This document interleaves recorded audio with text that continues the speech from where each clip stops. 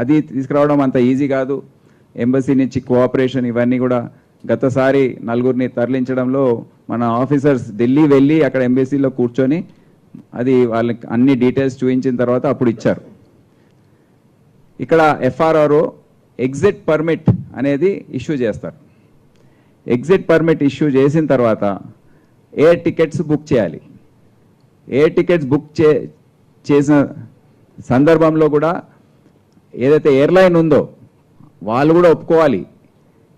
ఎక్కడి నుంచే డిపార్చర్ అవుతున్నారో ప్లస్ ఎక్కడైతే ల్యాండ్ అవుతున్నారో వాళ్ళిద్దరు కూడా ఇంటిమేషన్ ఉండి వాళ్ళు సరే అని చెప్పిన తర్వాతనే ఇది సాధ్యమవుతుంది వారిని ప్లేన్ ఎక్కించి పంపించడం. సో ఇంత సుదీర్ఘమైన ప్రాసెస్ ఉంది డిపోర్టేషన్లో. కొన్నిసార్లు ఒక నెల పడుతుంది, 2 నెలలు పడతాయి. వీళ్ళ భోజనాల ఖర్చు, వీళ్ళ సెక్యూరిటీ, వీళ్ళ సేఫ్టీ అంత బాధ్యత కూడా టోటల్ పోలీస్ పైన ఉంటుంది. సో ఇటువంటి పరిస్థితుల్లో ఇప్పుడున్న డీటెయిల్స్ ప్రకారం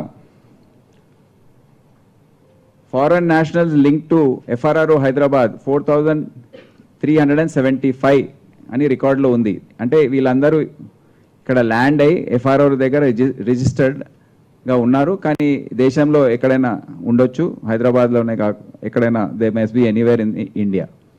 ఫారెన్ నేషనల్ ఇన్ తెలంగాణ 1844 ఈ రోజు పరిస్థితి. Africans in Hyderabad 1387, Nigerians in Hyderabad 43 అని ఎఫ్ఆర్ఆర్ఓ రికార్డ్స్లో ఉన్నాయి. సో మేము 33 మంది ఫారెన్ నేషనల్స్ని హెచ్న్యూ ద్వారా అరెస్ట్ చేయడం జరిగింది గత 3 సంవత్సరాల్లో.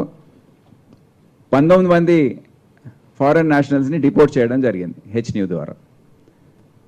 సో ఇది ఇప్పటివరకు ఈరోజు ఇద్దరిని యాడ్ చేస్తే అది 21 పెరుగుతుంది. సో దాంతో ఈ మొత్తం డిపోర్టేషన్ ప్రాసెస్ టేకప్ చేయడం జరుగుతుంది.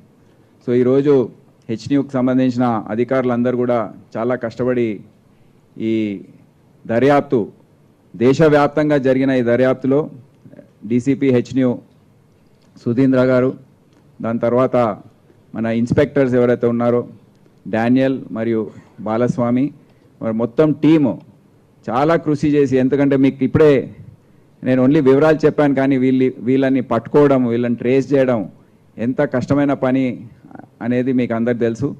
అది కూడా తుపాకులతో ఉన్న పరిస్థితుల్లో వీళ్ళు ఎంత జాగ్రత్తలు తీసుకొని వెళ్ళాలి. ఇప్పుడు